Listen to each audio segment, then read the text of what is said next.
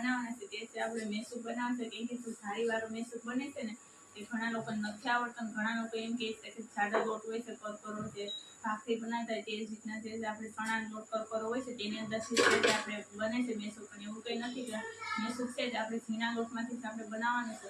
એ હું તમને બતાવવાની છું કેવી રીતના બનાવવા જેથી કરીને તમે બ્લોગમાં કન્ટિન્યુ રહેજો અને જે સારી ચારસ બને છે એ જોવા માટે ચેનલ સબસ્ક્રાઈબ કરી દેજો, લાઈક કરી દેજો, શેર કરી દેજો અને કોમેન્ટમાં બતાવજો તમને આ વિડીયો કેવો લાગે. આજે આપણે બનાવવાના છે મેસૂબ. તો મેસૂબ બનાવવા માટે થઈને આપણે કઈ રીતના બનાવવાની તેમાં કઈ સામગ્રી જોઈએ છે તે હું તમને બતાવવાની છું. તેના માટે થઈને આપણે પહેલાં તો આપણે ઘી નાખી દઈશું. આ રીતના આપણે ઘી નાખી દીધું છે અને ઘી નાખ્યા બાદ તેની અંદર આપણે છે તે ગરમ થવા દઈએ અને હવે તેની અંદર આપણે છે તે લોટ નાખી દઈએ. પછી ગરમ બે સારી રીતના મિક્સ થઈ જશે. કેમ કે આપણે ઘી જેટલું લીધું હોય છે તેનાથી થોડોક વધારે આપણે લોટ લેવાનો. હવે એને આપણે શેકી નાખીએ આ રીતના મિક્સ કરીને. હવે આપણું છે તે એકદમ જારીદાર આપણો છે તે મેસૂબ બનાવવાનો છે. તેના માટે થઈને આપણે છે તેને હજી આપણે થોડી વાર માટે શેકાવા દેશું. એટલે છે તે આપણો જારીદાર જ બનશે અને કલર પણ તેનો ચેન્જ થઈ જશે. અને આપણે છે તે સખત હલાવતા રહીશું તો નીચે છે તે ચીપકશે નહીં. અને ગેસની ફ્લેમ છે તો આપણે મીડિયમ રાખીને અથવા સ્લો રાખીને પણ આપણે કરી શકીએ છીએ. જો સમય વધારે હોય તો તમે હાવ સ્લો રાખીને પણ તમે બનાવી શકો છો અને જો મીડિયમ રાખીને પણ તમે બનાવી શકો છો ઓછા સમયમાં બનાવવા માગતા હોય તો. અને આ રીતના તમે સખત હલાવતા રહેશો એટલે છે ફટાફટ શેકાઈ જશે અને વચ્ચે વચ્ચે હલાવતા રહેશો તો નીચે ચીપકી જશે. એટલા માટે થઈને ચોક્કસ હલાવતા જ રહેવાનું આપણે સખત. અને જો તમે આ રીતના બનાવશો ને તો તમે કિલો મેસૂબ બનાવતા હોય, 2 કિલો બનાવતા હોય કે 5 કિલો બનાવતા હોય પણ છે તો આ જ રીતના બનાવશો તો એકદમ જારીદાર આપણું મેસૂબ બનીને રેડી થઈ જશે અને બધા લોકોને ભાવશે પણ. જેથી કરીને તમે લોકો છે તે કોઈ પણ પ્રસંગમાં પણ બનાવી શકો છો આ રીતના મેસૂબ. અને જો હવે તો સાતમ આઠમ છે તે નજીક આવી રહી છે તો સાતમ આઠમમાં માટે ખાસ આ રીતના મેસૂબ બનાવીને ટ્રાય કરશો. કેમ કે કંઈ બજારમાં લેવા જવાની જરૂર નથી, તમે ઘરે જ બેઠે બનાવી શકો છો. શુદ્ધ આપણે દેશી ઘીમાં જ આપણે બનાવી શકીએ છીએ. અહીં મેં છે તે ઘી લીધું છે તેનાથી થોડોક આપણે વધારે લોટ લેવાનો છે અને ખાંડ છે લોટ હોય તેનાથી પૂણા કપ અથવા અડધા કપ જેટલી ખાંડ લેવાની. જે મુજબ તમે મિષ્ટાન ખાતા હોય છે તે મુજબ તમે લઈ શકો છો. અને આપણે તમે જોઈ શકો છો કે આપણે લોટ શેકવા મૂક્યો છે તે પણ છે તે શેકાવા આવી ગયો છે. તેનો કલર પણ ચેન્જ થઈ ગયો છે અને હજી થોડી વાર માટે શેકશું એટલે એકદમ છે ગોલ્ડન બ્રાઉન કલર થઈ જશે. એટલે છે તો આપણો પરફેક્ટ લોટ છે તે શેકાઈ જશે. હવે આપણો લોટ છે તે એકદમ શેકાઈ ગયો છે. તમે જોઈ શકો છો એકદમ લાલ થઈ ગયો છે અને ગોલ્ડન બ્રાઉન કલર પરફેક્ટ થઈ ગયો છે અને તેની સ્મેલ પણ છે તે બહાર સુધી આવી રહી છે. તો હવે તેને આપણી ગેસની ફ્લેમ છે તેને આપણે બંધ કરી દઈએ ગેસને. અને હવે છે તો આપણે સાંસળી બનાવી લઈએ. કેવી રીતની સાંસળી બનાવી ખાંડની તે પણ હું તમને બતાવવાની છું, જેથી કરીને તમે બ્લોગમાં કન્ટિન્યુ રહેજો. સાંસળી બનાવવા માટે થઈને મેં અહીં છે તો આપણે અડધા કપ જેટલી આપણે ખાંડ લીધી છે. કેમ કે લોટ હોય છે તેનાથી અડધી આપણે ખાંડ લેવાની. અને ખાંડ નાખ્યા બાદ હવે તેની અંદર આપણે સીધે પાણી નાખવાનું છે. તે પણ ઝાઝું નથી નાખવાનું. કેટલું આપણે છે તે આપણે ખાંડ છે તે પલળી જાય તેટલું જ પાણી નાખવાનું છે, વધારે નથી નાખવાનું. વધારે નાખશું તો છે તે સાંસળી થતાં વાર લાગશે. હવે આપણે ગેસને આપણે ચાલુ કરી દઈએ. હવે તેને આપણે હલાવશું. કેવી સાંસળી બનાવવાની છે તે હું તમને બતાવવાની છું.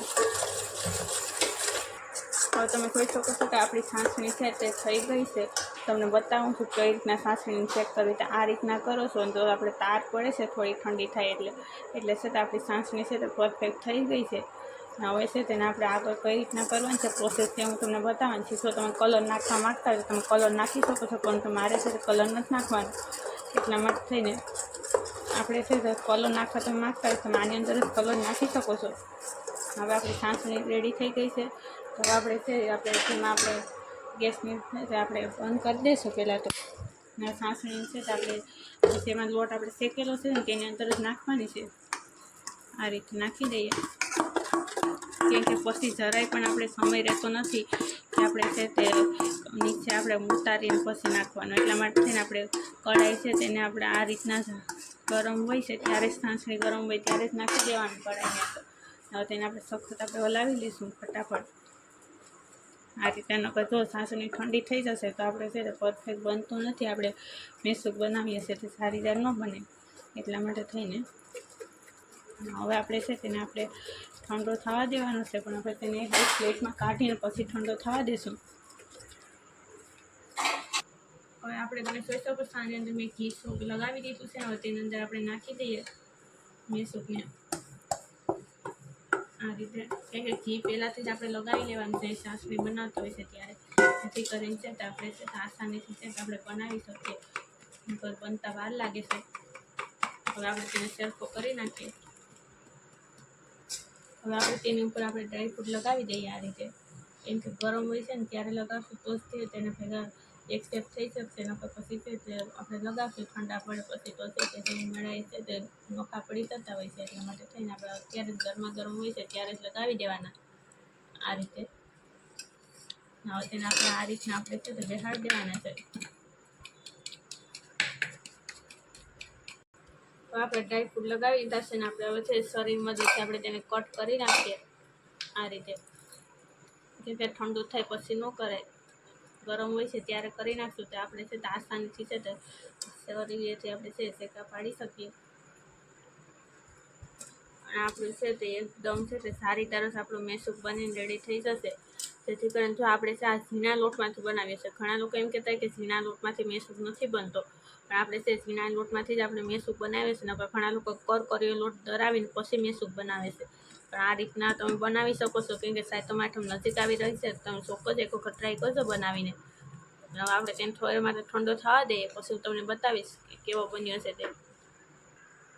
તો આપણો ઠંડો થઈ ગયો છે. થોડો મેસૂપ એટલા માટે થઈને હવે આપણે કાઢી લઈશું. એ તો હાવ ઠંડો નથી પડ્યો હજી, એટલે ભૂકો તો થઈ જશે થોડો.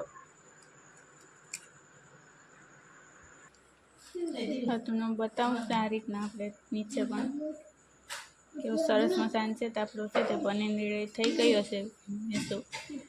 આ રીતના તમે પણ ચોક્કસ એક વખત બનાવજો. અંદરથી પણ ઉપરથી તમે જોઈ શકો કેવો જારીદાર બન્યો છે. આમ બારોબાર ને અંદર પણ દેખાતા જ ખાવાનું મન થઈ જશે તેવો આપણો મેસૂપ બનીને રેડી થઈ ગયો છે. હજી ગરમ છે છતાં પણ કેવો સરસ મસાન દેખાઈ રહ્યો છે. આ રીતના તમે પણ ચોક્કસ બનાવજો એક વખત. અને નવા હોય તો ચેનલને સબસ્ક્રાઈબ કરી દેજો, લાઈક કરી દેજો, શેર કરી દેજો અને કોમેન્ટમાં જરૂરથી બતાવજો તમને આ વિડીયો કેવો લાગે છે તે. કેવો સરસ મજાનો છે તો આપણું આસાનીથી છે તો આપણું મેસૂપ છે નીકળી જાય છે ને એકદમ જારીદાર આપણું મેસૂપ બનીને રેડી થઈ ગયું છે. તો તમે ચોક્કસ બનાવજો. કેમ કે સાતમ આઠમ નજીક આવી રહી છે તો તમે ચોક્કસ એક વખત ટ્રાય કરજો બનાવીને.